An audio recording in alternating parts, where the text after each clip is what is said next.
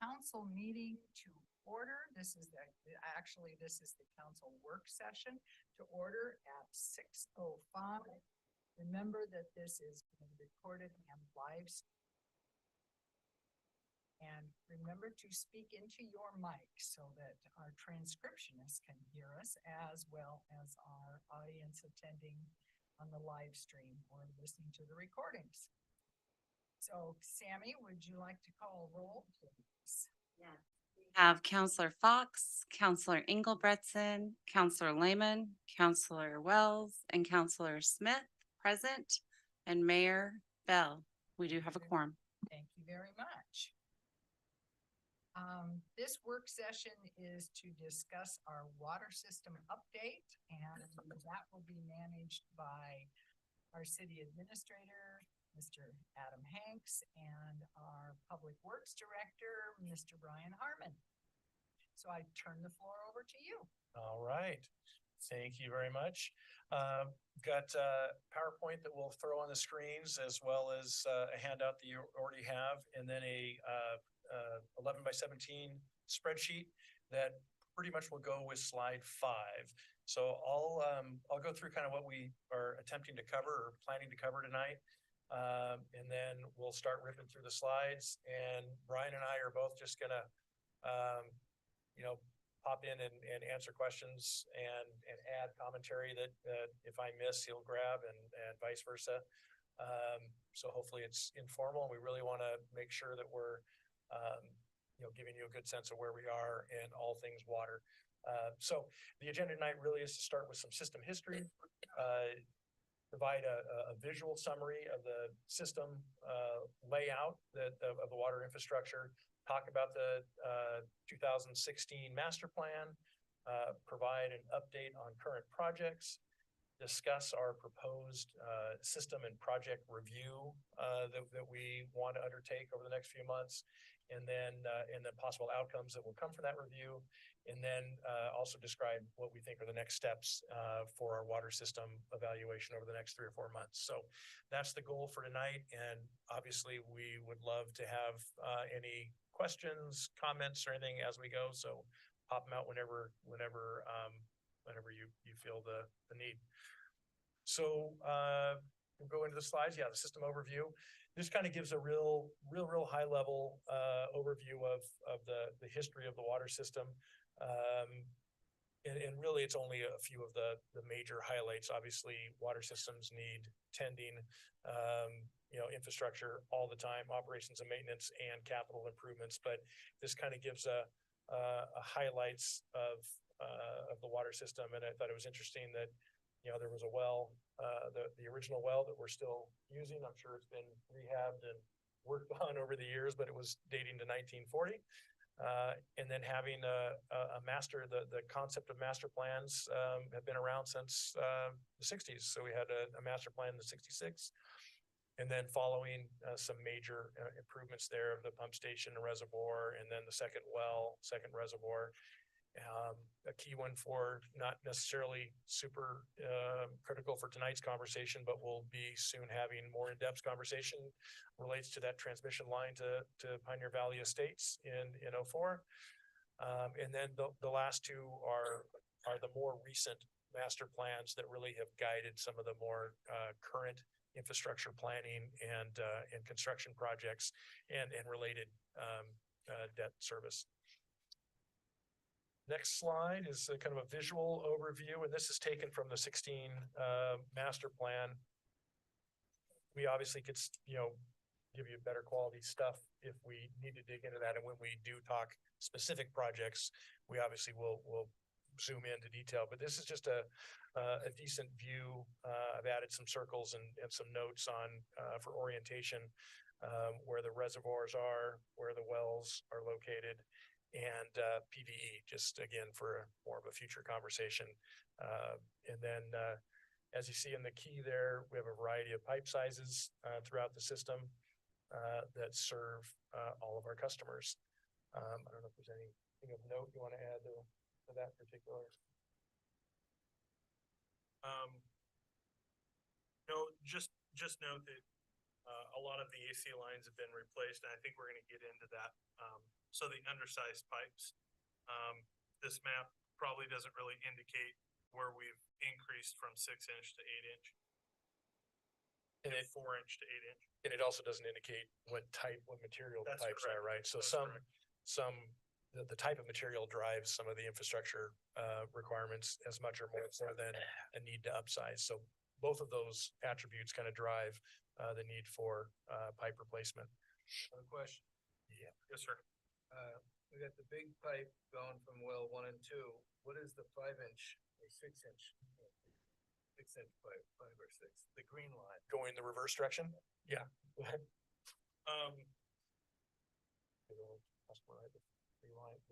It's talking about this line going the opposite way.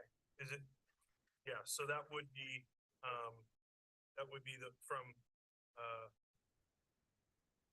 let's talk, we can talk a little bit about that. So when the second well was put in, the owner of the property, and I don't know how the negotiation went, but they ended up with a lifetime of, water. So there is a line that goes over, to Funk Road, to the house that sits, just off of Bottom Loop in Funk Road. If you have ever been out that way, there's a fire hydrant that sits out in the front yard. That's why. So it's their fire service? I don't know if, I would classify it as a fire service. Why the fire hydrant was put in, I don't know. We just know that there's a 6 inch line that goes over, to that property. So they have endless free water? Yes, They granted us an yes, easement into perpetuity for use of the water. yes. And that's not metered, correct? Or is it? Not metered. There is a house that, sits there that does have a meter on it. And that service sits between well 1 and well 2. We know how much water they do use. It's hard to say. I don't know. They're not metered. What is its use? Well, I believe the house is off of that line, but I don't think, I've never seen the hydrant, hooked to anything. So it's possible that maybe in the late 70s, because the well was drilled in 77, that at some time they were using it for ag use, is my guess. When they probably owned and didn't lease all of those fields around that property. It's Green's property. So they probably owned all of that, property that butts up against, the Booth Kelly, drainage, and back towards, the main well. They owned that at one time, so they probably used that hydrant as some sort of, fill station for their equipment. Currently, it's probably not being used for anything other than. I've never seen it used, but of course, I don't live there, right? And, I go by there when we go out to the wells, so it's hard to say. And I don't know what the agreement actually stated. The water would come just from the hydrant. There's no other agricultural lines going. No, it doesn't appear to be. I think we've definitely kind of determined that there's one line that goes over to that area. There used to be, mint still. I think they did mint. Yep. So the distillery is no longer there, and it sat right next to the well building. And there was plumbing that goes to the old distillery, but that hasn't been in use. It probably burned down, I guess. Yep. Yeah, so, Well, could the fire hydrant have been placed there just for fire suppression, so they didn't have to draft to the farm and the it's houses in very, that very area? possible. Yeah, 'Cause he was also a member of the fire board at that time, so that might that's probably been- how he got a fire hydrant. so that guess. Yeah. we have to get the historical. There were homes down there that, you know, are in the fire district, but it may have been that they decided to put a fire hydrant in there when more homes came in. I mean, is there a limitation to his use or their use? I mean, We have not seen any documentation that says you get X number of cubic feet. then it's not restricted, right? So that you Yes. could potentially. Water bottle. Yeah, Well, I as mean, far as we know, and again, Yes. as Mr. Harmon has said, he's not seen any documentation. Many things in this city, as we all know or have learned, were handshake agreements and word of mouth. And so some of these things we're now living with, but we don't want to take up the whole meeting talking about the fire hydrant, their use, and we may not be able to change that, but I'm concerned too. The fire district would know. Yeah, maybe. Well, you know, if we can find some documentation that we'll forward along, we'll put a little note down for that just to see, because, yeah, we definitely wouldn't want to be in a situation where, Nestle comes in and, wants to bottle water for the West Coast. That would end us pretty quickly. Is there any other questions on the system map? So the little jog off to the south, is that, Robert's Court. that's Robert's Court. Thank you. I could not quite get that out. I appreciate your help. Yes. Yep. That is correct. Okay. And this map, I guess it does take in. But it actually may not take in all of the new 107 acres, so that'd be an extension up the page there of that kick out. Doesn't, and Premier RV would be in that little kick out area. That's correct. Yes. And that, again, this is a snapshot from the 2016 plan. There are some piping changes that have been done and some maybe just discovered that were different than what they had thought, and also things that we've changed since that time. This next slide, the map's a little bit more, you can now see that 107 acres in Premier RV.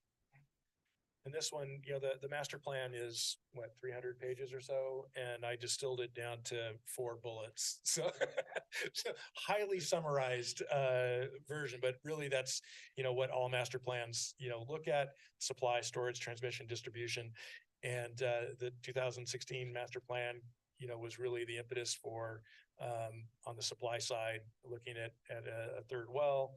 For storage was reservoir number 3, and you could see that is annotated on the map as well with that red X that was was an initial plan that ultimately did not move forward. And if we want to go down into some of that discussion, I know very little about it, but Brian knows quite a bit, so we could talk more about that if necessary. But that was determined not to be a functional site for that reservoir. And then I also annotated the bottom well number 3, where it's off page a little bit, obviously over on Stallings. The transmission projects were not just looping the system, but that was a key piece. Is looping versus extending and stubbing out is always preferable in a water system. And then replacement of lines we touched on a little bit already, for both sizing of the lines and for the type of pipe that it is. So again, a highly summarized version of the master plan, but those were the key. And again, maybe the other one, the key of the phasing. I think when we look at the spreadsheet here, it goes along with that phasing of 1, 2, and 3, and those were as expected, altered to some degree when you get past master planning into implementation. Some of the things in phase 1 moved to 2, so, but that was the general progression planned in the master plan. Does anybody have any questions about phase 1, phase 2, and phase 3?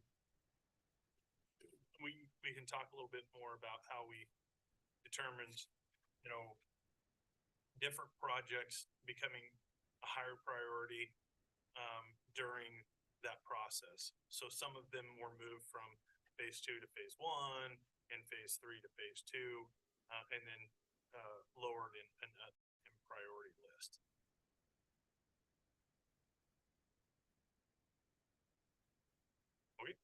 I think one maybe to call out that moved off of altogether, right, and that isn't in any of the phases is really the reservoir.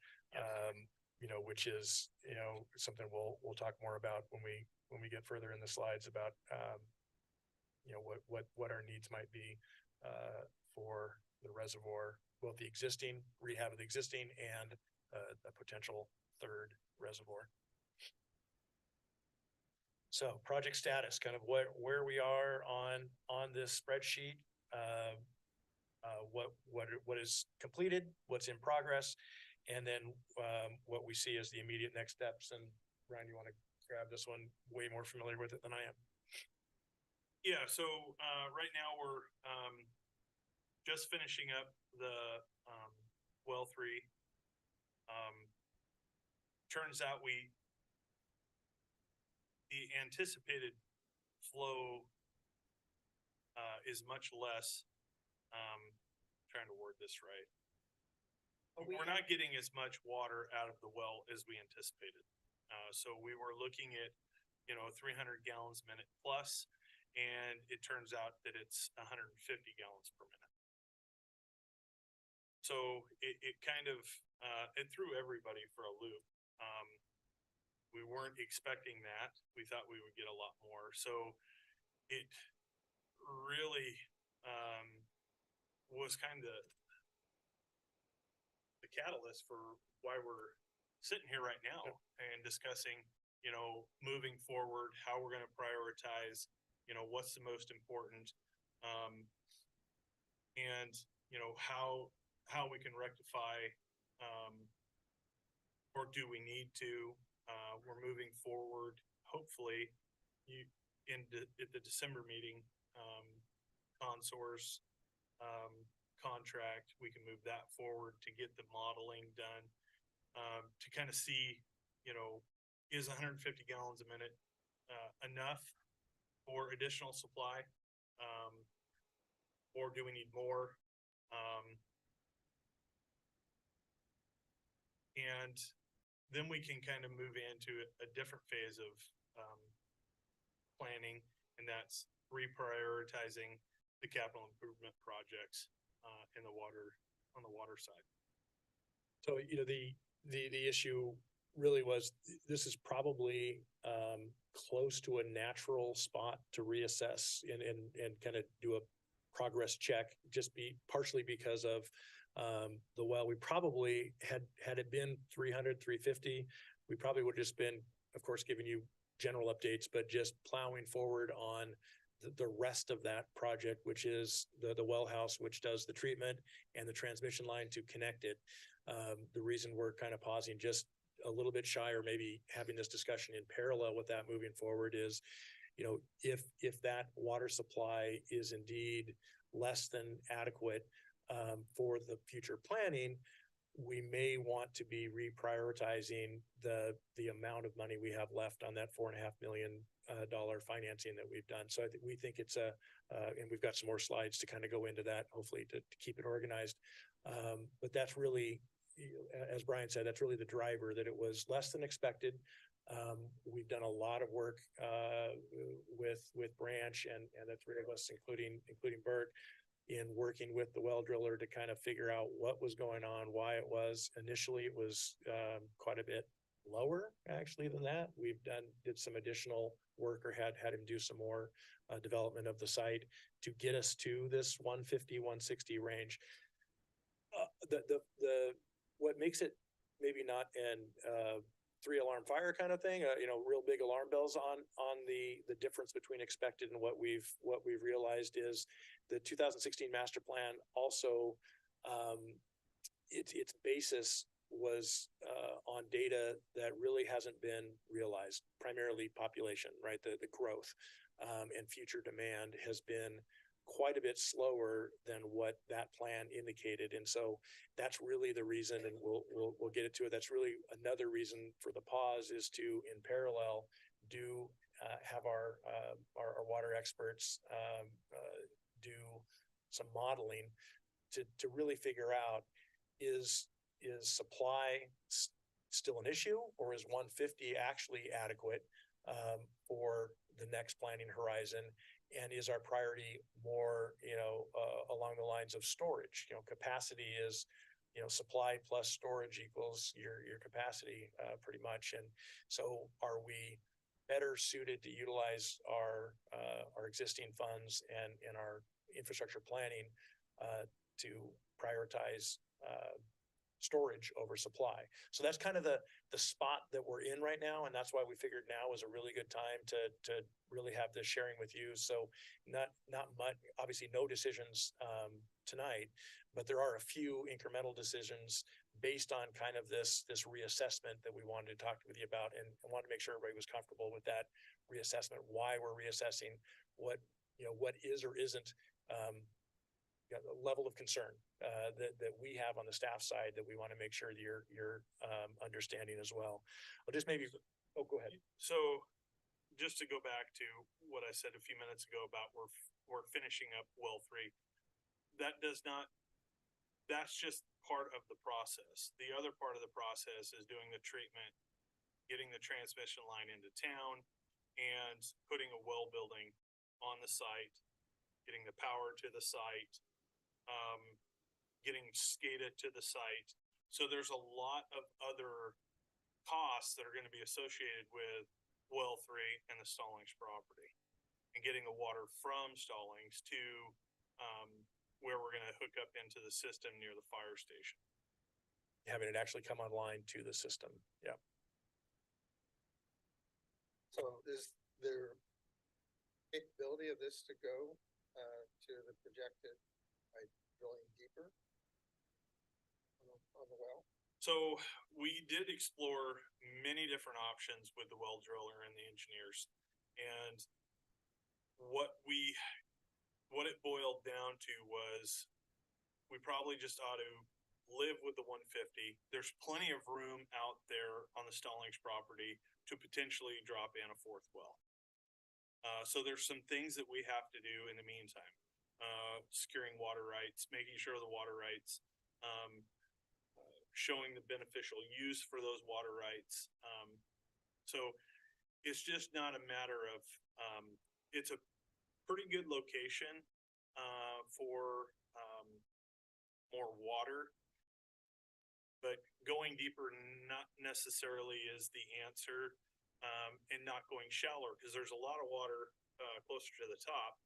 But the fear is that the water quality issues would outweigh, we could probably get 800 gallons a minute towards the top, but then we're looking at high nitrates and those sort of things. So it adds to the cost of the overall maintenance and what type of treatment we would have to put in on Stallings. And going deeper would have altered, the work that was there, and a significant cost with not much assurance that it would change the outcome. What we did find was, after some testing and redevelopment or more work on the well from the initial time till just recently, we did get improved water quality. So the quality of the water is we're feeling really good about. It's the the flow, and again, it was the expected number. Wasn't just wishful thinking, but it also was, an estimate. You don't know what you're going to get. And as Brian said, we have opportunities to augment that. So it's not a sky is falling situation at all. The treatment and the transmission line, have always been planned to be developed at a sizing that would allow more than, that would allow up to the 350, 400. So that investment, wouldn't preclude us. We could add another source and bring them both into that same treatment and transmission. So it wouldn't be duplication of the entire well development project cost. And for perspective and comparison, well 1 and well 2, how many gallons per minute? So well 1 is about 500 gallons per minute, or 600 gallons per minute. Well 2 is 5, so combined of 1,100 gallons. So, you know, when you look at that, I mean, that's a great question. We probably should put something in there. You know, we've gained 10%, you know, at a fair expense. Is that, you know, given that the master plan population, you know, projections were well in advance of reality, we may not reach those. State may not allow us to reach those for 15, 20 years. So we may or may not be dire. You know, I think, you know, our first, as Brian said, we get those preliminary results and we're like, oh, you know, bummed. Because it's not with the target, that's not what we were shooting for. And so it's not as much bang for the buck. But when you back up and give it a little analysis, and that's what the modeling will do, and we'll talk about that in a minute, the modeling will give us more than just our intuitive understanding of everything. It'll give us some better data. Is that a big loss? You know, it is 300, so that's another 10%. So instead of gaining 20% of supply, we gain 10% of supply. So when you put it in the overall, it may not matter much when you also look at the modified population numbers compared to what was being projected. Counselor Fox. So I'm trying to understand, what would account for an estimate being over 60% off? In what aspect? Are the 300, 350 versus the 150? What would account for it being so different? That's a great question. Yeah, that's been rattling around. We've had many conversations. We're still looking for that answer. Yep. Was it an engineering projection or who made the projection? There were multiple tests, wells done. So some of it can be, you know, I think there's some natural stuff of you missed the mark a little bit. You're off locationally. I think that's, as Brian mentioned, the property is large enough that while there's no assurances that we'd hit, you know, one that is 300 to 350 later, it's still possible that property in general could yield us what we need. We looked at the specific locations of the test wells within the property to kind of try and understand how those were off. The well driller was a little surprised as well. He's been, you know, he's been a good asset in troubleshooting, and with his coordinated efforts combined, we were able to get it from our initial of 105, 110 to the 150, 160 range with some added ideas and work that he did. But no, your question is a good one. We don't have a super clean answer other than aquifers are it's half art, half science. So there was 2 test wells done. One had a flow test and one was looking at the strata, right? So it was looking at those different layers, and looking at those different layers, that's where it was determined, yes, there's probably good water at this depth. And I think some averaging Yes. of wells in the general area. I don't know what general, was it quarter mile, half Yeah, mile? I don't know what, Do you remember how far out that was? Was it half mile? and they're looking at other wells in the general area. At most, I think a half mile Yeah. Circumference. So those were that's the level of detail that brought us those expected or anticipated number. Part of my question is, the finagling that took place between 104 and getting it up to 150 or whatever, was there cost overruns or how much? I don't know if it was actually a cost overrun, but there was some additional costs. Yes. Now, I think we did 10,000. But I think when we compile the overall, we're just getting done with contingency, retainage and all that stuff. I would characterize the same as Brian. It's not a cost overrun. It was added hours to have them back out to develop further. It was a discounted agreement because it was not expected by him either. So I think we had some negotiation on the cost to come and do some further development. Yeah. So like Adam was just saying, the bid was for X amount of hours of development and then a 24-hour, test. So what we decided to do was, let's develop it a little bit more and see if we can get a little bit more production, which it did. It yielded, I think it went from 105 to a little over 150. So what we're doing is we're saying the well could produce 150 gallons per minute. It might be a little bit more, or it might be a little bit less.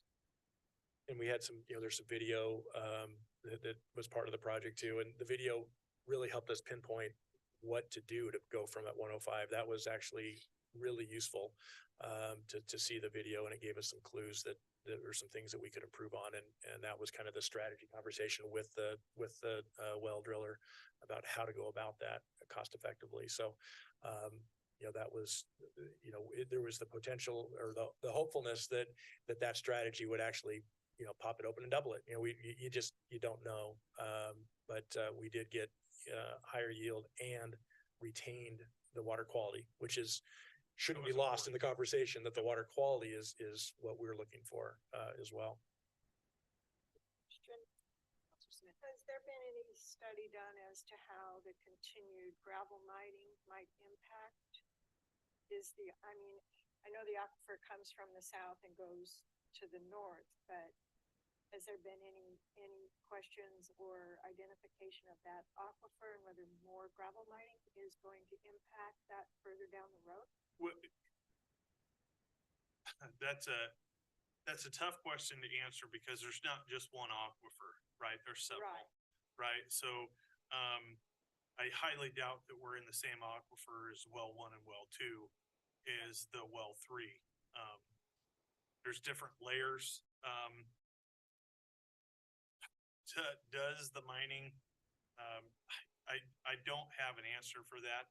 I do know that there was a question from a realtor about the property that's just adjacent to, and what they wanted to do with that property was, do the same thing. They were wanting to gravel mine.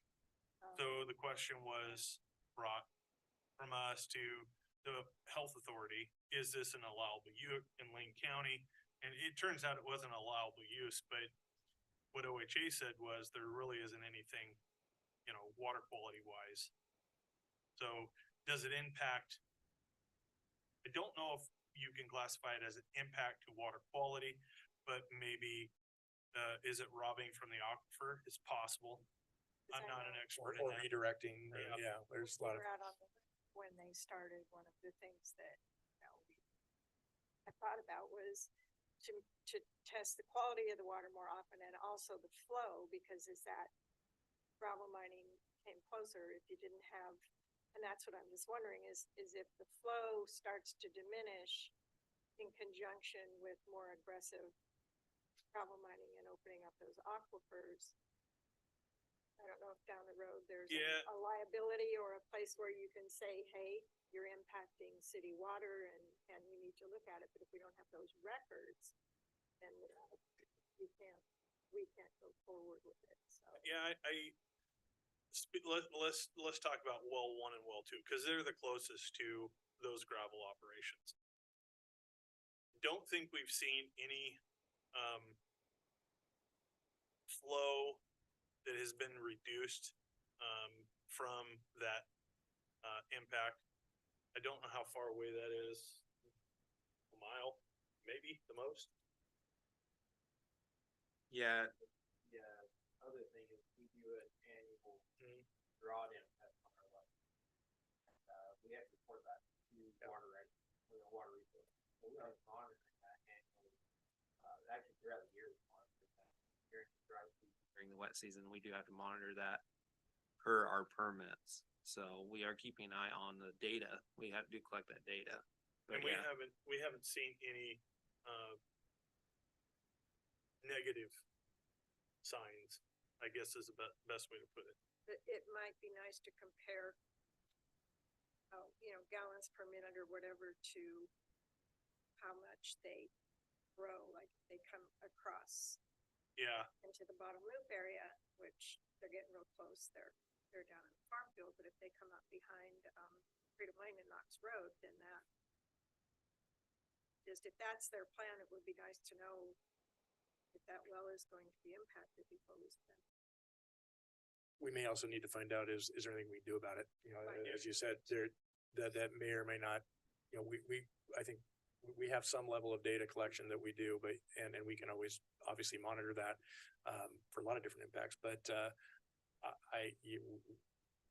we can do some checking in, but my gut instinct is, that probably doesn't give us, we don't have a whole lot to say of stop, you know, right. Right. And because it's so dispersed, it's not, but one thing I would like, you know, add or reiterate that was, I think already said is well number 3, one of the reasons for the well number 3, it wasn't just a supply thing. It was also kind of a resiliency, redundancy to actually have a source not in the same area as 1 and 2. So, you know, in that regard, you know, the project gets a gold star, right? We got water and it's in a different location. It just wasn't as much as we were hoping for, but in the big picture, it really isn't tons off. Like I said, it was anticipated as a 20% supply gain. It really turned into a 10-ish % supply gain. So it's not, it's not a sky is falling situation, but it is significantly less than anticipated and expected. And it just felt it was an opportune time to come in and really have this kind of conversation. So maybe I'll punch through and get to our kind of what our proposal is. And I think there'll probably be some more questions that come out of that. But on the project status, you know, what has been very effective, you know, that I in my short time have been super impressed with is the number of projects on the distribution system that have and transmission that have been able to happen with this funding. And so I listed off, there's 1, 2, 3, 4, 5, 6 right there. And there probably is, there may be some smaller components that didn't get listed in the highlights. A significant number of distribution and transmission system projects that have been successfully completed, that have been, you know, on budget, on time, smart replacements that'll do us well for a long period of time. So don't want to get lost on that. Next steps on those, and we'll talk about this more. Those are next steps with maybe a, you know, question mark or a blank spot on where we might place them in the future, but they still are next steps. Dixon and North Industrial, and then we have 2 different projects that kind of help loop the system. So that's kind of an amalgamation of projects there. But so really what we want with some of that backdrop, this is kind of probably a key slide for us is to here's kind of what we see as the next few months layout and what we want what we're proposing to do, and all of it needs coordination and head nods from you all. And there's a couple of them that need some specific stuff in a business meeting to approve, and we'll get to those. But we're close, but we want to button up well 3, the actual well development part, get our costs known, get all the invoicing done, get the retainage handled, so we know for sure that phase of the well development completed, and our final data that'll give us some certainty for all of us. Want to get that done. That should be you know, in the next 30 to 45 days probably. Can I mean, if you find through the modeling, which is probably your next topic here, that it's not necessary that we develop that, or that we have that well in development right now, why would you put the transmission lines? so that's a very good question. So one of the things that happens with our water rights is we have to show beneficial use, or that water right may go away. So it's easier to do it on right now than to have that go away and then try and get water rights at another time. That's a very summarized couple sentence to a very large piece of the master plan. And there is some timing variability built in there, and that's what we're messing in the margins of the timing with all that, but it probably does need to plow forward. What we want to do is have this conversation and this system review in this time frame, so we can see what other projects that are less critical that we may want to defer in order to ensure that we can get to the essential stuff with the funding that we have. That's really probably the crux of this whole conversation, is making sure that we push out the right projects and retain and hit the right projects with the remainder of that $4.5 million. Knowing that there will be some out there, the big reservoir, probably the primary, that will need a new funding source anyway, regardless. So, yeah, and you stole bullet one of the next slide. So, Brian, and Yes. or Adam, do the water rights extend to all of the Stallings property or just to the well that we have currently? Well, they extend to the city of Coburg, Okay. if that makes sense. We have let's say we have a bucket, Mhm. right? And that bucket is, full, but we're only using, maybe I shouldn't use this analogy. This is maybe not the best analogy, but we have X amount of, water that we can use. And we're only using this much, if that makes sense. But we have to show that the need is there, right? So in order to keep this much, we have to show that, we're using X amount and that the need is there for the other, if that makes sense. I mean, I hope I said that right. the big picture is if, kind of like the Colorado River, if you're, if you're allocating a bunch and you're not using it, they want to grab it and Right. get it to somebody that is. What else? Yeah. So we need to perfect, that's part of the legal term is Budgeting 101. perfecting that well, or perfecting that water right to make sure that we retain it. Otherwise it's susceptible. It isn't automatic that it goes away. It's susceptible to going away, which would be a bad one.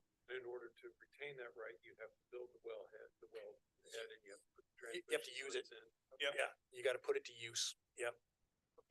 So it sounds like the state is looking at how they prove water right usage, and that if you let your water rights go, it can take a long time through their process to get them back if you ever do, because it's kind of like going to a first come, first serve. If you privately, if you have the money to pay your own engineer to figure out the water on your property, but if you need their engineers, you're like at the bottom of the list. But you might have to buy it. You might have to Yeah. buy something that you already Have have, that you otherwise wouldn't need to buy if you didn't lose it. There was If you let them go, then it takes a long time, I know, to get them back privately. Whether that's the same for a city, I don't know.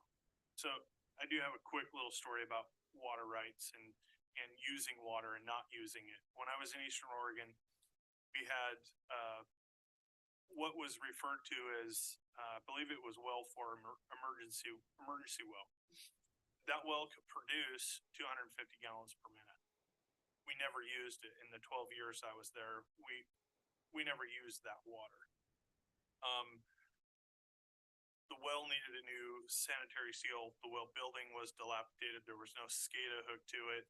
And it would have been a $1 million project to, get that well to be usable again, water quality wise. And it was a long process of letting that water right go, of saying that's just not in the city's best interest to have that well there. So we did lose that portion of that water right. So it does happen, but we just couldn't, there was no safe way for us to use that water. And it's not a new thing. It's not because of well 3. There's a regular cycle for re-upping and showing this. I don't know what the cycle is. Is it a 5-year cycle? I can't remember the cycle of when that happens, but it isn't just a new thing that's on us because of this well. And it will give us, and we're having Branch, ensure that the overall bucket, that analogy, that it would also include the ability of a fourth well, should we want to develop that, and then we could perfect those rights, and it would fit in our overall bucket. I think that looking forward, we're gonna have a lot more information for you, come retreat time. Hopefully we have the modeling is done and back to us, so we'll have information from that. And then the CIP list, the reprioritizing the CIP. All of those are gonna fit into, how we move forward. But there's a lot of open-ended questions right now because we just don't know what that modeling looks like. And, we were using, 2016, if you look at the water master plan, it seems like it was 40 years ago. Yeah. I mean, if you look at the data, the population projection in the water master plan for 2036 was 6,000 people. And in 2016, I don't know how they came up with this number for 2016. So it was, the water master plan had to have started in probably 12. I'm guessing that data was starting to be collected, maybe even sooner than that. We're using 2010 census data. Yes. Yeah. So they were thinking that, we would have a population well over 2,500 people in 2016. So being able to get that data squared away, the water management and conservation plan is gonna help us do that. And we're in the process of doing that, and you're gonna see that here in just a minute. I think it's actually at the very bottom of this slide. Updating that is gonna allow for some grant funding to be available to us. It's gonna give us a lot more information, usable data that goes into calculations. So as we move forward over the next 2 or 3 months, a lot of this muddy water is gonna be cleared up. No pun intended. Counselor Lehman.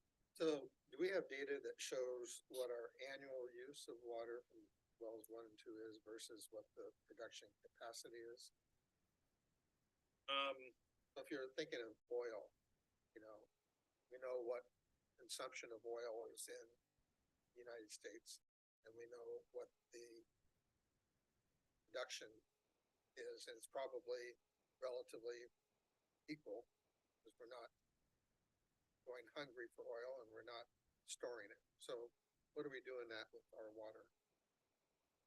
Are we at 40%, 60%, 80%? That's a good question. I don't know consumption numbers. I can give you, production numbers.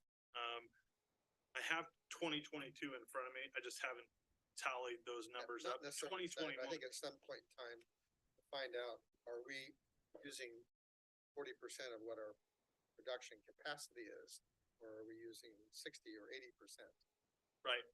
And we should have all those numbers of what our. That's really a Consumption. combination of the modeling and the water management and conservation plan. I mean, that's some of the data collection that we actually talked with Branch in our monthly meeting this morning of what utility billing and water system consumption, production and consumption data we need for that plan to be completed. So we will get that. That gets the seasonal bell curve, that gets the capacity production, that gets all of that kind of data updated and current. And again, the modeling then gives us, what we also ask them to do in the modeling is, what does our system look like for providing water to the newly annexed property? How much does supply versus storage versus the loop system, which one of those, is the most important to be able to serve who we're committed now to serve, right? We have a land base and a future customer base inside that land that we are committed to serve. So we have to be building out our infrastructure to ensure that we are able to serve those properties. And of course, that's employment lands and property tax revenues, and it has all those ancillary benefits as well. So that's another aspect of the modeling is, are we sufficient for that expected development activity? And of course, we're making some guesstimates about how quickly that would incrementally develop. Premier RV is going to be brought online for water. so we have some of those things that we want to work into that modeling as well. To get a little more granular than, a master plan, for as big and thick and as important as it is, it's granular in some aspects, but it's really broad in how it, what its basis is, where it starts. And again, ours, as is typical, you're relying on data that is usually a minimum of 3 years old and could be 7 to 10, depending upon when the cycles of that data were updated by other entities. And it does, I agree, it does read and even just look, a bit old. It's time, we may, and we'll finish through these slides, but that's one possible outcome, is a need to update that master plan. In order to do that, we have to have the water management conservation plan done. We wouldn't get any funding to do a master plan update at all if we don't have that done. So there's also regulatory order of operations as well as that all feed into this. So I'll quickly finish this. I think Brian touched on it, but we'll just hit them. Part of this proposed system review, completing the wells, we have that data. Doing the having Consor under Branch's direction and our oversight, do the capacity system modeling, reprioritize, go through the CIP. We're going to bring you the full CIP at the retreat, and then in the March meeting for approval, pre-budget anyway. So we will have a potentially significantly modified water section of that CIP. The other areas probably aren't going to be significantly different than last year's CIP, but we may look quite different in water. We also want to complete the the disbursement process for everything up to current with our loan. So what happens is we pay invoices, we prepare those invoices. There's a protocol that we submit. Then we have LCOG helping manage that. We then get a disbursement, which basically pulls from our loan like a line of credit. And so that obviously is accumulating how much we're using of that 4.5 million. So what we want to do, and that's for all projects, not just the well, we're on disbursement number 11 that Greg and I are in process of submitting this week or next. There's been 10 prior processes of invoices that come in. We get payment back. But that adds to our debt service and once we reach that 4.5 million, we have a serious pause to figure out what to do next. So we want to come back to you and I'll give the timeline here next, but we want to get very tight on that number. So we're really all clear on how much of that 4.5 has been expended and how best to leverage the remainder of that 4.5. And all of these components will go into helping us collectively decide what is the best use of the rest of those funds. So the possible outcomes that we see from our review, this probably 2 to 3 month process, that other things are still going to be going on. It's not a pause. It's not a hit the brakes on really anything significant. It's just a focused look at where we're at. And as Councilor Wells said, an outcome may be that well 3, production is insufficient to justify the transmission infrastructure cost, but that needs to be buoyed by what Brian said but that might come at a risk of a water right issue. So we'll have to balance that out. It may, with the modeling, may come in that storage becomes a higher priority than chasing additional supply. That could be then focusing on looking for financing, because we know the existing financing won't get us where we need to go for reservoirs. That may mean that there's a higher emphasis on us seeking funding for a one project reservoir thing, which is in the $6 to $8 million range, probably more on the 8 than the 6. The system loops on may be a higher priority given what is our ability to serve the new annexed lands. That may actually come out with the modeling to be a higher priority than our distribution line upgrades, or maybe even supply. So we'll have to sort that out. And then we really do, I think we have time. We both think, and I think Branch agreed with our assessment that Brian and I have, that you know, we're short-term, it isn't a critical, we don't need to go chase supply necessarily, but we do need to come up with a long-term supply strategy. There is really no doubt there. It's just a matter of, you know, length of time before we would need to act on that strategy and grab more supply. So I think that's something that will be in the, I don't know, the 3, 5, 7 year window, and that's probably clearly within the range of a new master plan. That would be incorporated into a master plan conversation. And then that is the last bullet, is I think this outcome will help us determine when a master plan update would be needed. Those are 20-year documents with a typically a midpoint update process. We're actually closer to the midpoint already than it seems. 2016 would, you know, a midpoint if we started in the next 2 years, completed the year after, that's right in that 10-year cycle. So it's likely, but we have to have other ducks in a row to make that be useful for us. We don't want to do it just because we hit 10. We want to do it because we also see enough changes in our system and strategy that it's worth re-looking at, because they're not cheap and they also take a ton of staff time away from other stuff. So that's what we see as kind of some of the high level potential outcomes of what we put forward on the system review on the prior slide. And then this final slide is really the timeline and what we see coming. Basically, if we're all kind of in general agreement, we don't have any real solid hesitations, we would start implementing this, and we kind of have, you know, some of this happens regardless, but the full treatment really comes with in the December meeting, the very 2.5 weeks from now, an approval to spend between 16 and 20,000 on that modeling work with Consor. That would be a subcontract that Branch would do. The request to you all would be an authorization to expend those funds, but the contract would happen between Branch and Consor. We're just getting ready to work regardless on the CIP update. So that will come, and like I said, with a potentially reshuffled water prioritization. We'll bring that to you in the retreat, and then it would be formally in front of you in a business meeting in March to approve that. So the results of whatever gets approved gets embedded into the proposed budget that then comes in April, May. And then we also, at that same March meeting, we want to present the updated water financing loan status with all of our project detail caught up, all of our disbursements caught up to the projects. And then we have a really solid number about either what's outstanding, which will probably be a little bit, but we'll know certainty what's outstanding, and then how much we have left to work with.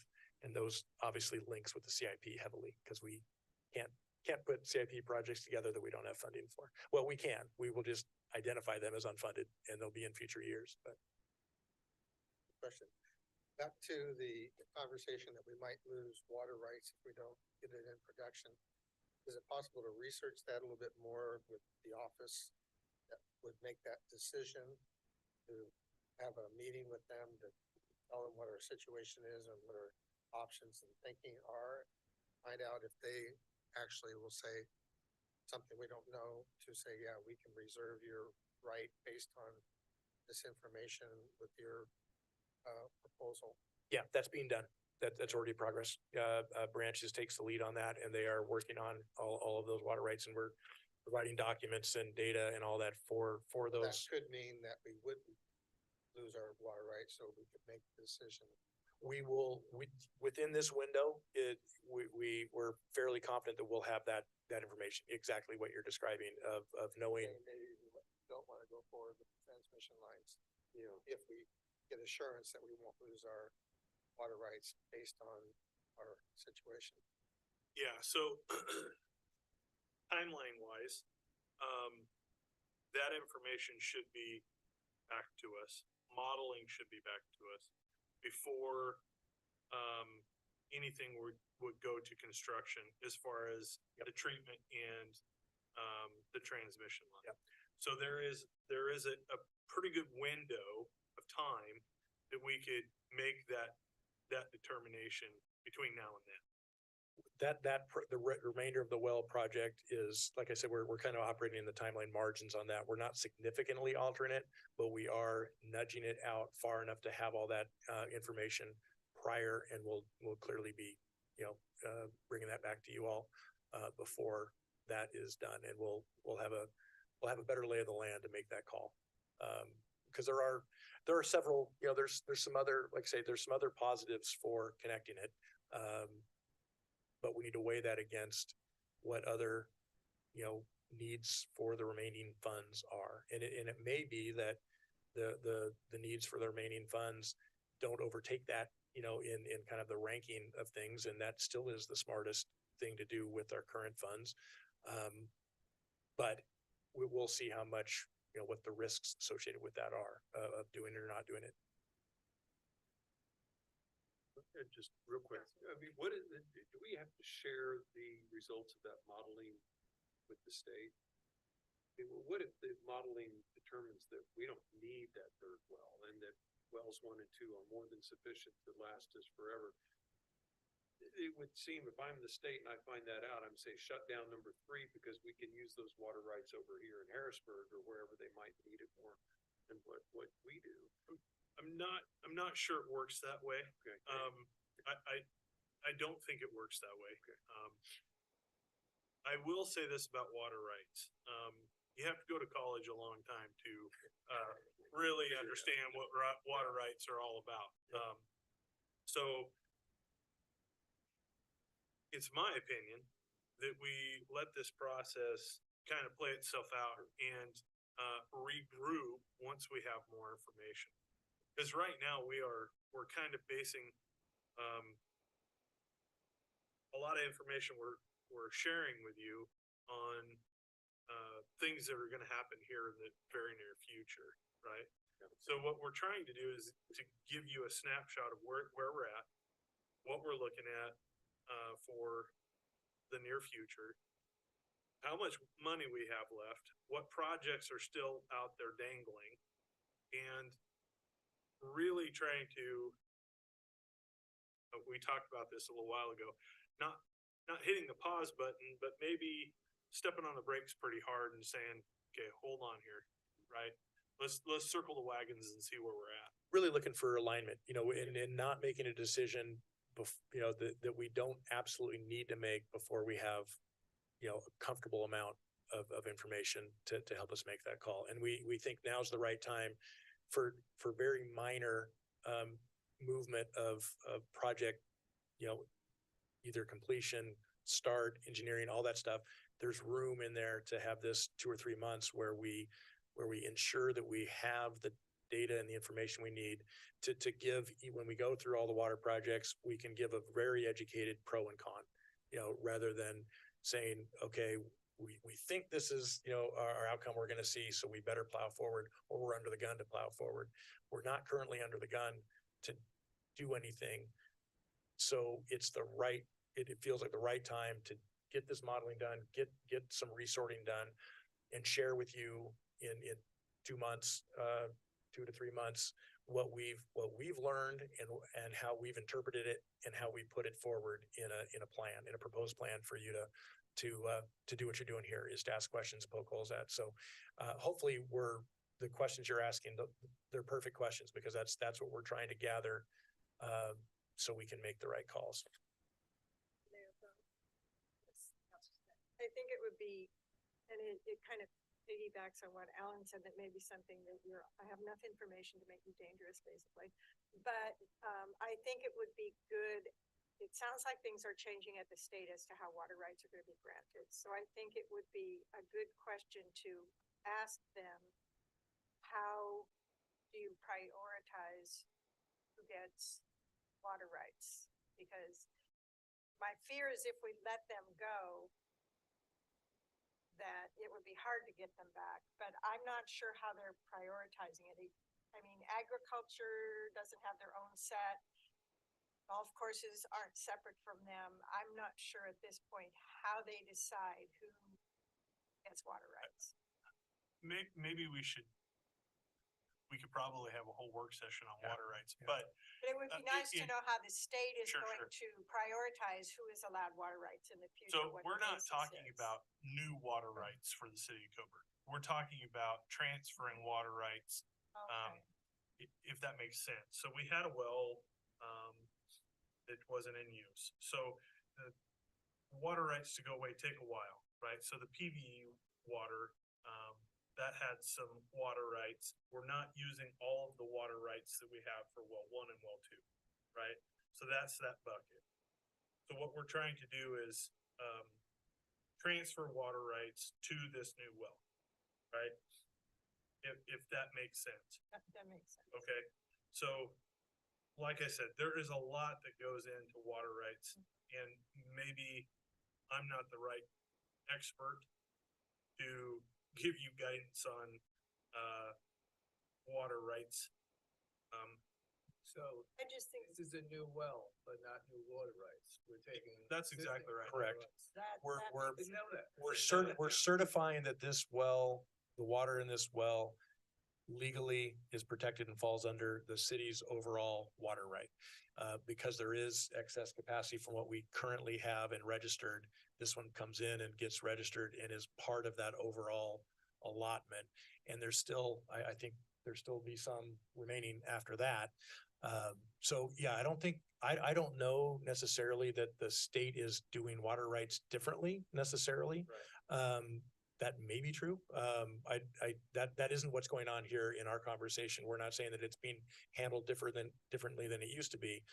And I don't, we haven't talked a ton about this, Brian and I, but I don't think there's any scenario in which we would, willingly, want to reduce that water right ever. So, and I don't think that there is a huge, we're going to be able to give you the risk factor, of that. And I think it's really low. I think it's a low probability on that.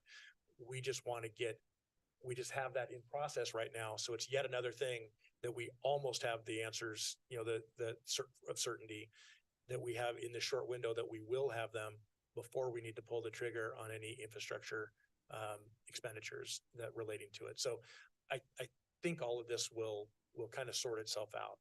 And it isn't dire and extreme. We're not fighting for new, we're not at risk necessarily of losing it. We'll give you a better sense of the lay of the land in terms of water rights once Branch is done working with it. But they're heavily in progress on that right now. It's been on the docket, for a while, associated with this well 3 for a while. Our situation is a lot different than other municipalities where, they don't have enough water rights, right? And their demand is a lot more than what they're producing. So we're kind of on the opposite end of that. We have, excess water rights. We're not using, but we still have to show that beneficial use. And growth, future growth, I think comes into that as well. It's not a now thing. It's like, okay, that's an appropriate amount for your anticipated long-term future growth. It's not a year-to-year thing. It's really that long look with water rights. They're not a short horizon kind of a endeavor. Prior community I was in, we had to purchase additional, and that was a challenge and it was expensive. And we ended up working with a multi-city thing to actually, get transmission from its source to this from the Rogue River to Ashland, and Ashland isn't next to the Rogue River. So it was, there's, as you say, I think it's more common for cities to be looking for additional rights and figuring out a strategy to obtain them and get, trade, transfer, move around. There's like you say, it is its own line of work. It's involved and, but we'll be able to kind of give you a summary of where that sits. And I don't want to come out of this meeting overstating that that's a huge, alarm. It's just a factor that comes into our timing. We'll get more information once the supply capacity modeling is completed. And we're anticipating that we'll have that by March, That'll probably be for council in April. So April. we will probably have it, we'll have an inkling of some things, incremental, hopefully end of February, we can start, before we bring that CIP in March. We always have, timing jumbles, because we need that CIP in March to be able to feed the budget. But that modeling, we may not get the full final report until after the CIP, but we'll have enough kind of preliminary information to probably form a plan for the CIP, and we can, obviously within a fiscal year, we can, reconvene and do a supplemental budget if something is way different. A final document of modeling is very different from what we get in preliminary. We would come back in the fall and say, here's what we knew then, but we actually want to swap this project for this project. If it has no dollars, it's not even a supplemental, it's just a conversation and an agreement. If it has a big dollar difference for appropriation, it would be a supplemental to make that change. So I think we're really narrowing down variables. We probably won't ever eliminate variables as we go through these planning processes, but we'll definitely be able to narrow them down and have a better sense of what is the smartest utilization of the remaining current funds. And then, of course, after that's all done, we start over on finding a new set of funds and a new set of projects and do this whole thing over again. Adam and I were talking this afternoon, and I knew that this conversation was probably going to happen maybe a year ago, maybe a little bit longer. When we started down this journey of implementing the CIP from the Water Master Plan, we were very ambitious, and we got funding, and then we all know what happened. The sky fell, right? So then we're in this boat of, we got all of these projects, and price increases have basically priced us out of a lot of projects. So reprioritizing or pumping the brakes and saying, the well 3 thing aside. Yeah. Right? You set that to the side and you go, okay, wait a minute.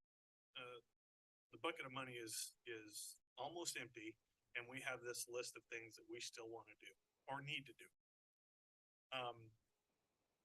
Like I said, we were very ambitious. Most cities, when they set out in a master plan, that's why you have phase 1, phase 2, and phase 3.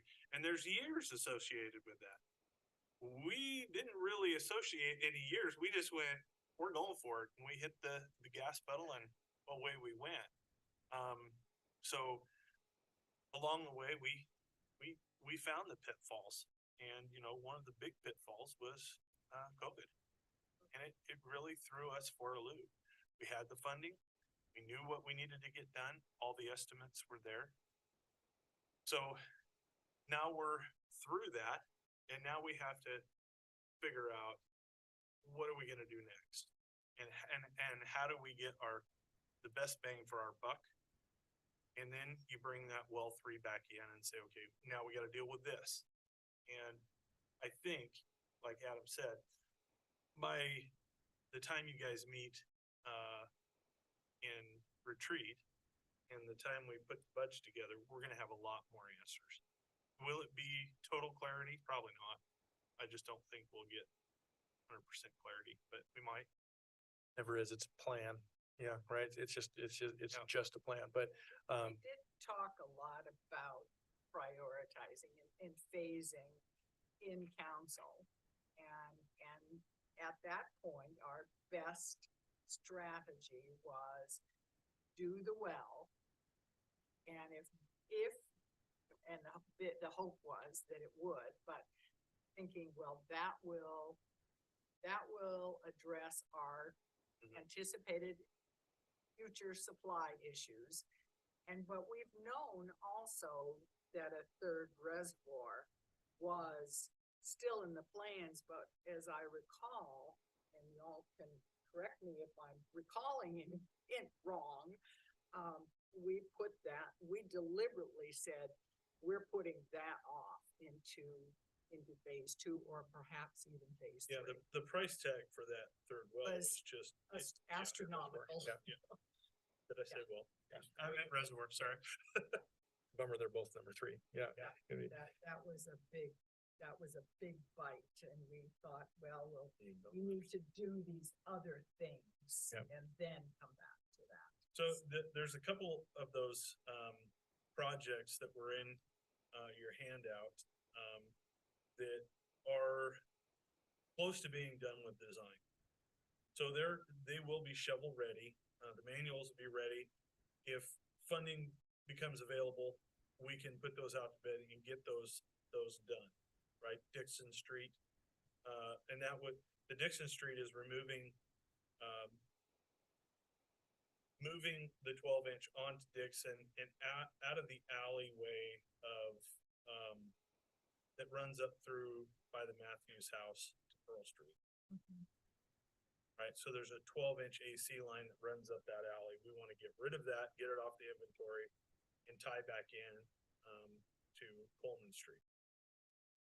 And so if we are, you know, shifting those out in our time frame, yeah, the engineering is not lost. You know, the dollars spent already that are already embedded in some of our disbursements in the loan, that is a bit of a prepayment, and all that's left is the actual construction, all 70 or 75% of the total cost. But yeah, that is important to note that some of those projects, we don't really lose functional, you know, we don't lose dollars, we don't lose momentum. We just shift when they're done, when they're worked on in the ground, you know, actually constructed. The north loop, just to clarify, the north loop in your handout is probably the only one that does not have any design dollars spent yet. So that would be where we cross the freeway on the south end of town, and it's gonna go around the light industrial area off Van Dyne, and it would come back in another bore under the freeway and tie back into north industrial around Pinsky. So that's what we consider north loop. So none of that is even in design. And our CIP will identify that. It'll show what has been expended to date and which fiscal years we expect, other components of the project to be expended. The spreadsheet, it was there for, these are 2022 numbers, so they're already outdated. So you can expect it to be higher a bit. But the main point of this one is really to show the phases and to show the number of projects that were there, and also to show the difference between the original 4.5 billion covering all of this and it now being 12. So as Brian said, this was an inevitable conversation regardless of well 3, because it was, didn't take too long after COVID and all the crazy cost increases that another round of prioritization was just required, because 4.5 million is not 12 million. I gotta do some different bookkeeping. Generated that. Gonna put it in Bitcoin, but that didn't work out. Kevin's, I didn't ever get around to that. If you're kind of. Right. Yeah. Yes, and if we pulled it out, it'd be right. Yeah. Yes, you're right.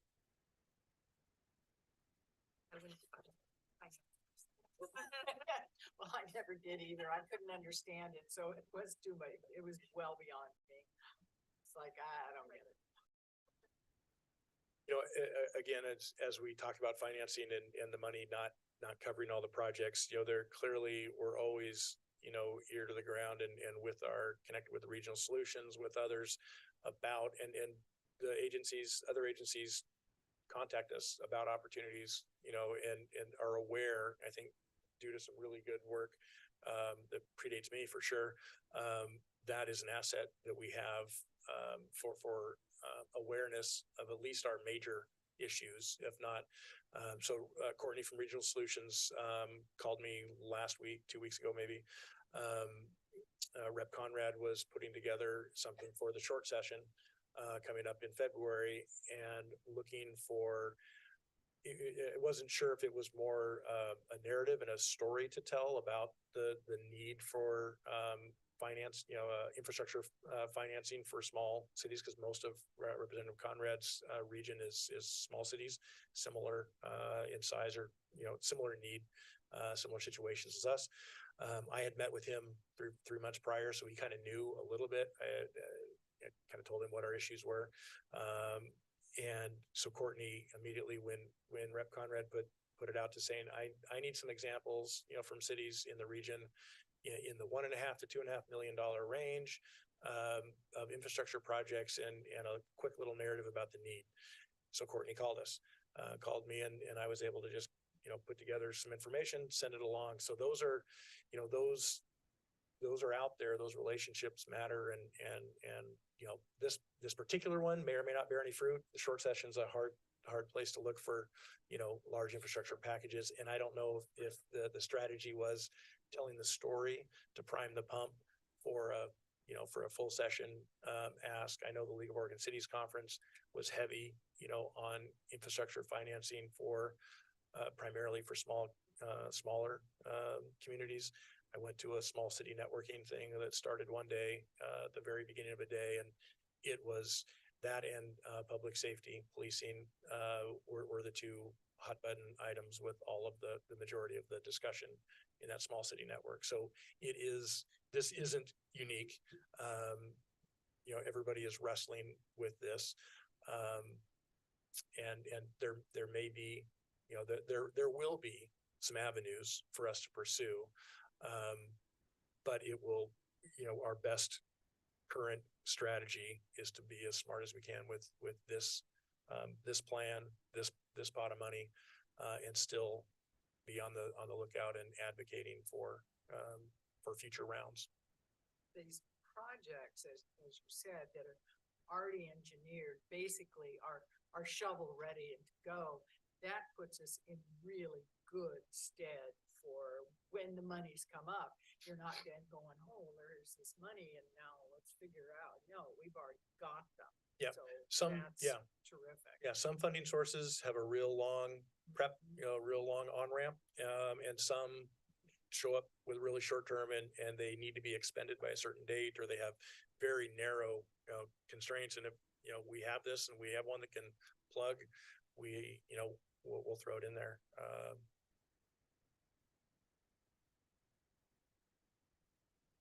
That was my positive. That's my positive finish. That this isn't all dire. This is just what we have to work through. Yeah.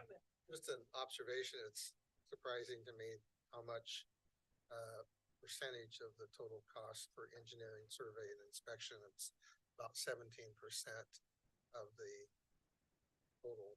Yeah. A factor in that, permitting to other agencies, state and federal, requires, it's not the fees that you have to pay to those agencies. It's the work by the engineers to submit the information that's required by those agencies. Even a super small one like Premier, RV, getting the water to them, shocking amount of engineering dollars spent to go through the wetland delineation, to go through the joint, JPA, the joint permit thing that between the three jurisdictions, and it's tremendous. That particular project, I'm certain has a higher percentage than that 17. So it isn't just to do the construction engineering drawing and bidding process.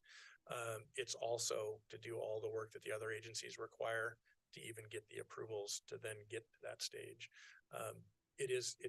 It's significant, and it's a growing number. And if you look at other people's CIPs, it's an unfortunate thing, I guess, unless you're an engineer, it's an unfortunate thing that it's a higher and higher percentage of the projects, but the permitting process is so involved, and there's so many components involved that are just mandated that we all step through, and those really we can feed information and data, but it really requires the engineering firm to do that on our behalf. So that's kind of embedded in that broad category. One of the, to add on what Adam was just saying, you mentioned inspections.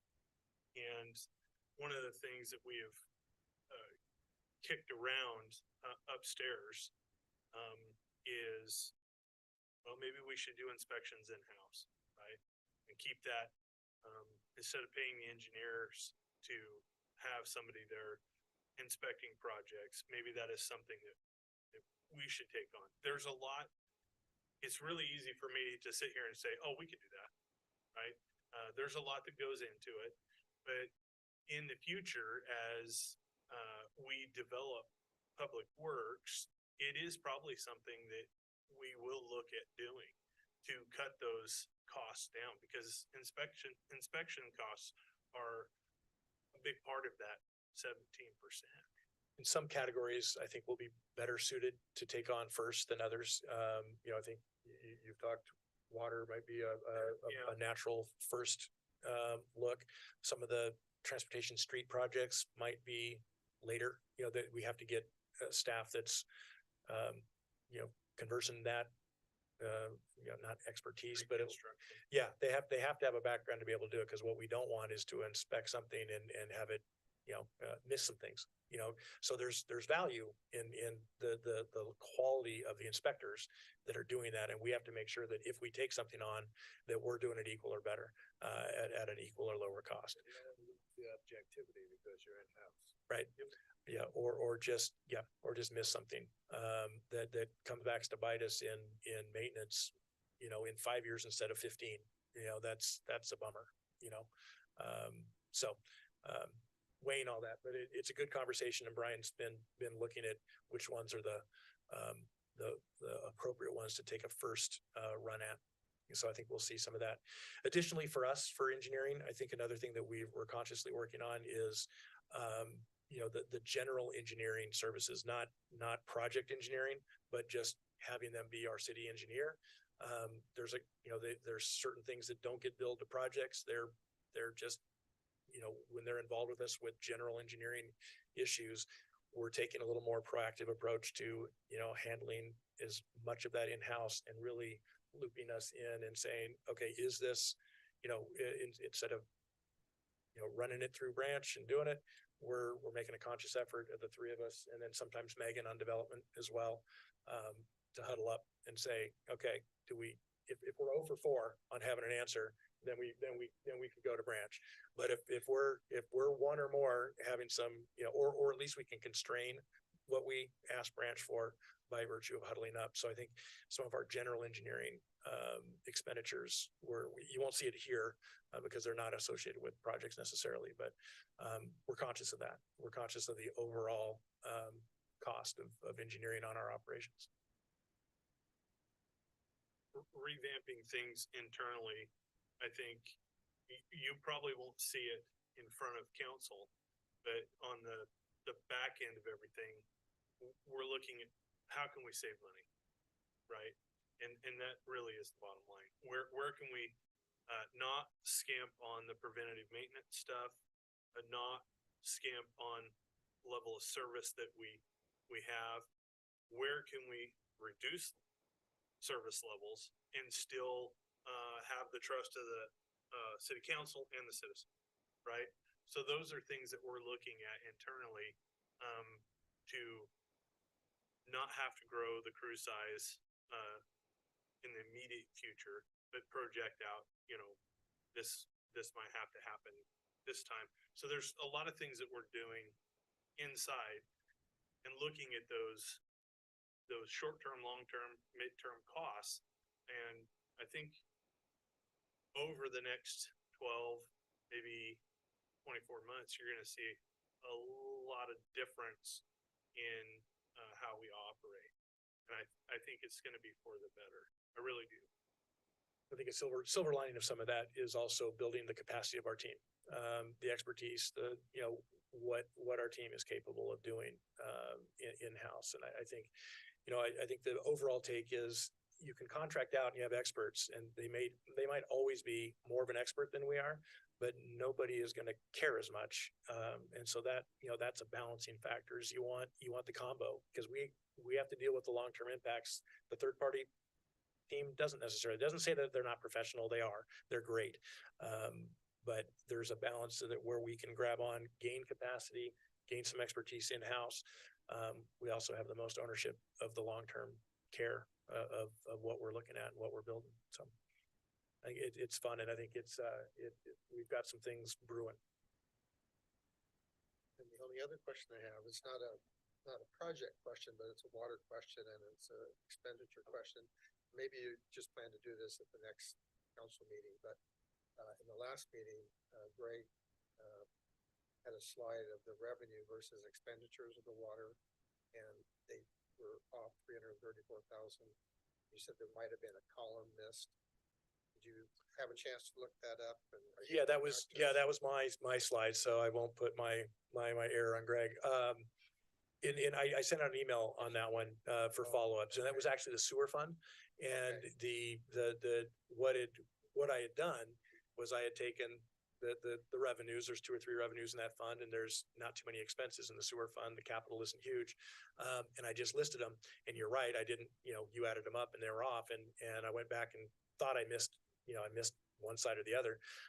What it is that I think I checked in with Brian about it. I think it was a conscious decision to actually eat down or utilize 600,000 or 700,000 of ending fund balance to make that fund balance. So it went from, I think the ending fund balance, starting fund balance was 2.3 million, and it was 1.6-ish for the ending.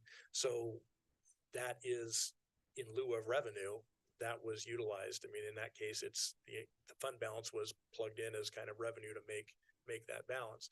And, I don't know all the background ins and outs. I would imagine that worked and it was appropriate. And that gets to the conversation of what do we want for ending fund balance targets in each of our funds. Every fund has a different, kind of a different DNA and needs probably a different target.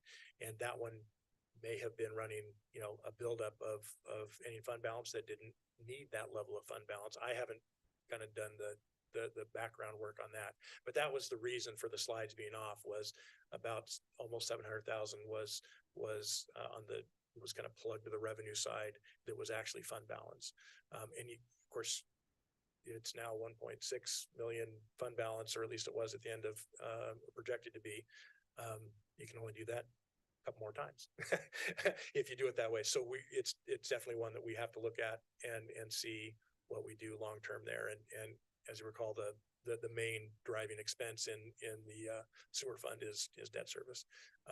So that's not one that we can voluntarily shave or do anything about. So we will have to be looking at a strategy there, and that gets into a rates conversation rather quickly. the water one was off too, but you said it had to do with some red bullets on that slide. Right. Yeah. That I identified and kind of annotated that there were some disbursements. So that gets to this loan financing, these infrastructure where and some other carryover projects that didn't happen with the exact right timing between fiscals.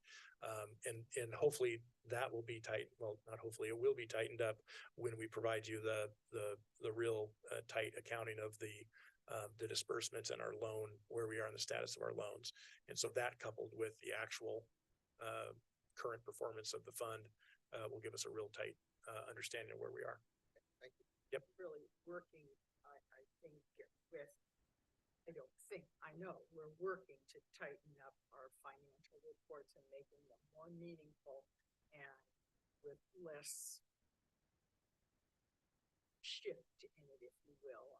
I think what we've all noticed through the years is that, revenues come in, but expenditures go out and they don't always match up. And so I think I've struggled with this, and I know many of us on the council have struggled to try and put it in a box that makes sense. So I think that's something that Adam and Greg are.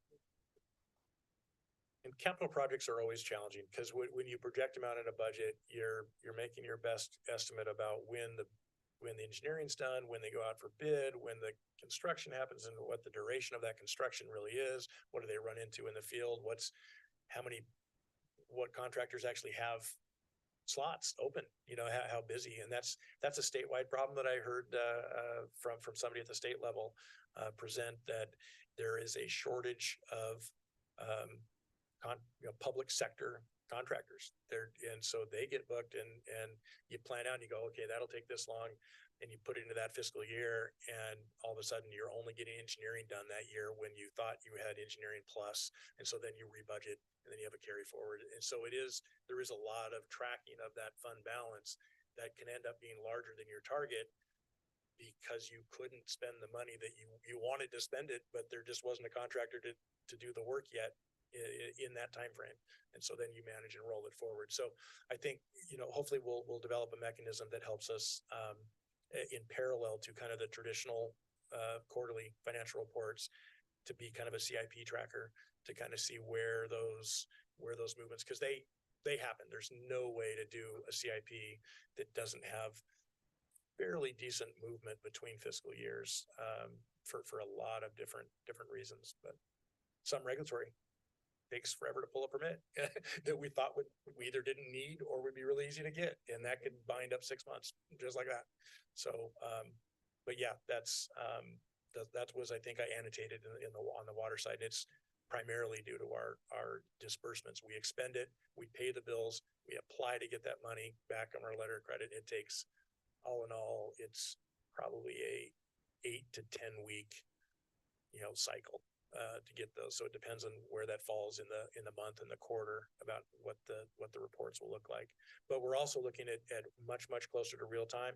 The objective is to have the month closed and balance reconciled within 10 working days of the following month. That's ends up being the 15th to 17th usually of the month. 10 working days gives finance and myself, two work weeks to balance everything and to not have any of those extend. So then when we do prepare reports for you all, that is very current. And so I think sometimes some of that lag can just be a factor of having reconciliation not being as current as we'd like it to be and as it should be. So that's our internal protocol target.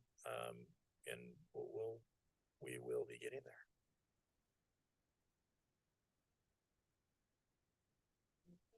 Any other questions? Anything you need from us to move forward? I think just to let you know that there'll be, water related stuff on the December meeting, the primary being the consor authorization. And again, I'm not totally certain that the way it was, because I don't know the way it was all budgeted and planned. I want to get your formal approval regardless of whether it technically could be done without it. I just, because I'm uncertain about how it was, where it would be packaged. I just want to put it forward. And there won't be a contract document because that's between branch and consor, but we'll have the scope of work. We'll have all that for you to look at for the next council meeting. And then there'll be something relating to Premier RV that we need approval for to move closer to getting the permit to then do the work. Well, that's been a process. Oh, boy. Yeah. It's been a process. That was day one when I got here. I've been hot on that one. Yeah. So those are the two that are coming in December. And then we'll have, we'll have this stuff. The goal isn't to bring it to you too much on a trickle in basis. We want to, so that maybe a little longer than what, when we actually have it in our hands. But I think it's important to do it because all of them relate to each other. So we'll try and do it in as much of a package as we can. Do you anticipate a work session for December? I think, with the 26th. No, just kidding. No, I don't think so. I don't think we'll have anything that's meaningful that'll be usable on this topic or others at that point. So yeah, we can take that one off. We'll just have one meeting in December. Yeah. There you go. And then looking probably to a January. Yes. Yes, I think we already have that sort of penciled in somewhere. Can you clarify Pioneer Valley Estates open house we're doing December? Yes. Do you want to talk about that, Adam? Yeah, that one is, I shared with you in a prior city administration report, the letter that we sent out that the mayor and I both sent together, co-wrote and, sent to all residents of Pioneer Valley. Inviting them to an open house. So that's scheduled for next Tuesday, the 5th. You're all welcome to come. I'll send something out. I can send her, the note out again. The objective there is to kind of just start the relationship part of, you know, what's going on out there. It's really, really, setting the parameters really, really broad in the first meeting of just making sure there's awareness that, hey, we've got something that we're going to have to address. We've got to figure out how to handle, you know, they need that distribution system needs to be replaced. It's pushing $1 million project. We don't have it sitting in our current bucket of funds at all, but it needs to be done, and it's a unique situation.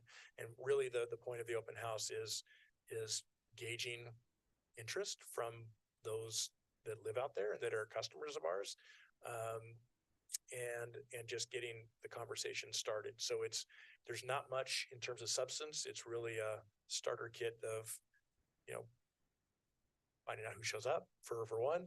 And At 6 o'clock also. it is 6 o'clock, and then we are also doing a Thursday Zoom, 5:30 for a virtual. So we did both just in case there are challenges with those residents in being able to make it to an open house.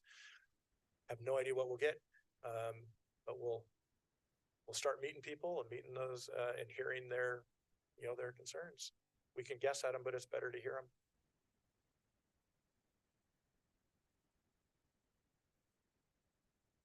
So the one on the 5th will be here and that'll Yep. be live. Yes.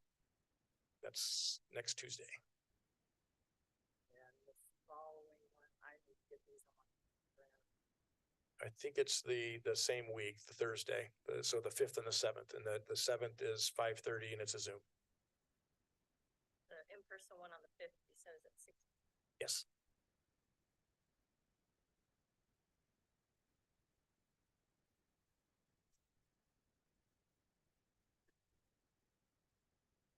Mess it up if I.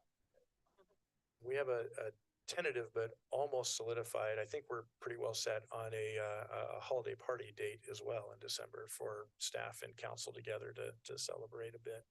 That'll be the 14th, Thursday, the 14th. I think I put it in my report. We'll send something out on that too. You don't have to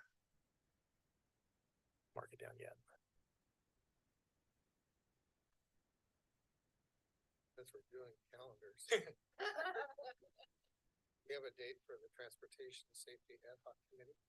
We don't. I think as soon as we get those appointments, which are happening on the December 12th council meeting, when those appointments are done, we'll immediately get going on a doodle to get something started on that. Hopefully not in December. It will not happen in December. Yeah, it will be January. Yeah. I have enough Tuesday meetings in December. Yeah. And depending upon the group makeup, we'll see, we'll probably put a doodle from, some slots in the late afternoon, some slots in the evening to see what we get back that fits the most people we can, and see what compromises we have to make, and we'll see what works. But I think we had a good, you'll see those in your packet for the December meeting, but I think we have a good shot at having all 7 slots filled.